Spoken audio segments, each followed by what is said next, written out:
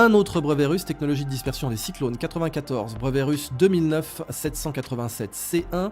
Ce brevet décrit une méthode de manipulation des cyclones tropicaux à grande échelle dans le but de les affaiblir ou de les dissiper avant qu'ils n'atteignent des zones habitées.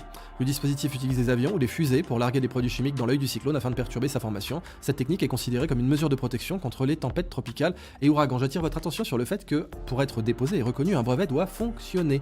Donc cette technique fonctionne, elle n'est pas spéculative. Brevet chinois encore, méthode de géo-ingénierie pour le refroidissement global.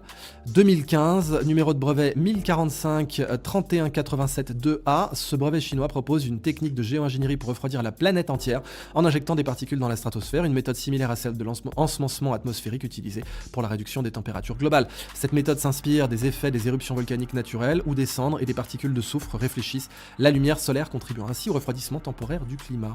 Sauf que là, on aimerait bien aussi que ce fût définitif. En tout cas, si vous êtes Bill Gates ou des gens qui ont travaillé pour lui, c'est quelque chose d'envisageable. Mens rea toujours. Autre brevet chinois, le brevet de 2017 1062 43 61 7A, technologie d'ensemencement des nuages pour le contrôle des précipitations. Ce système chinois repose sur des technologies de drones ou d'avions légers équipés de systèmes d'ensemencement. Ces appareils sont déployés pour provoquer des pluies artificielles dans des régions souffrant de sécheresse ou pour dissiper des précipitations non souhaitées avant des événements importants. Allez, 2 derniers brevets.